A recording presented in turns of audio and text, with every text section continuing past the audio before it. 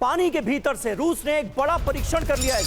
Nuclear submarine ने दागी onyx missile 200 kilometre दूर लक्ष्य को तबाह करने में यह मिसाइल कामयाब रही। ये देखिए परीक्षण की तस्वीरें आपको दिखा रहे हैं। न्यूक्लियर सबमरीन ने किस तरह से ऑनिक्स मिसाइल दागी और अपने टारगेट को कर दिया मिनटों में तबाह।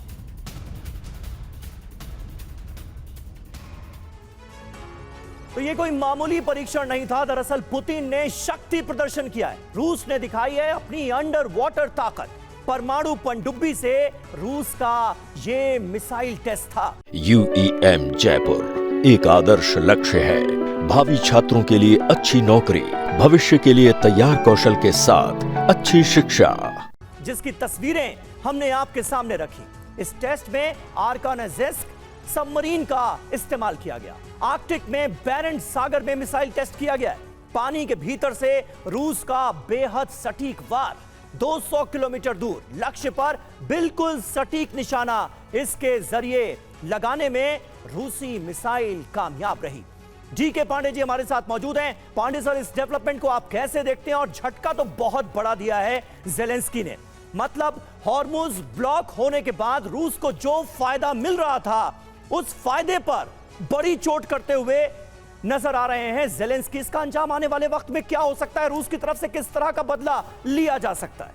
देखिए, सबसे पहली बात की जो हम बात कर रहे हैं हॉर्मुज ब्लॉक का जो लिंक है वो क्या है जी। ये centre for energy and clean air ने रिसर्च किया और ये पाया कि पहले 2 सप्ताह में जो ये शुरू हुआ 28 फरवरी को ईरान के साथ जो तनाव, उसमें रशिया को $777 मिलियन का मुनाफा हुआ।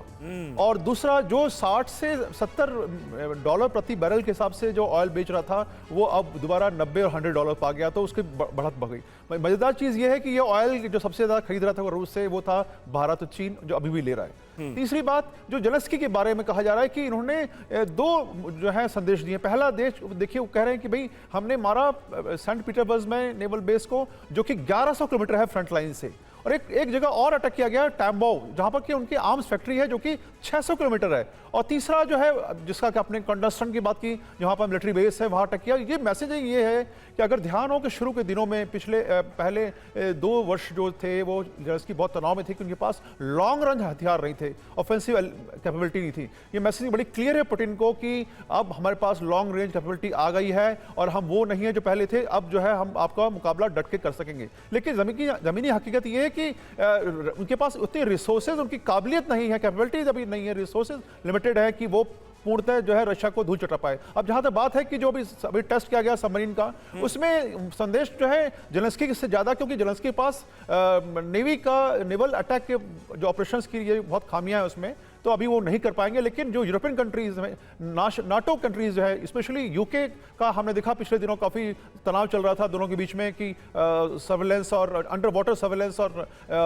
स्पियोनेज की जो बातें चल रही थी, उसमें ये मैसेजिंग है यूके के लिए कि हमने अब मारक क्षमता बढ़ा दी है और 200 तक हम बिल्कुल प्रिसाइज अटैक कर लेंगे, तो हम जो है तैयार हैं, आप किसी प्रकार का दुस्साहस करने का प्रयास न करें। कुल मिलाकर संकेत यही है कि इस जंग का दायरा बढ़ सकता है और आने वाले समय की तैयारियां दोनों तरफ से की जा रही है। रूस का यह परीक्षण भी ये बताता है कि वो आने वाले युद्ध के लिए अपने आप को पूरी तरह से तैयार कर रहा है, अपने ताकत की नुमाइश कर रहा है।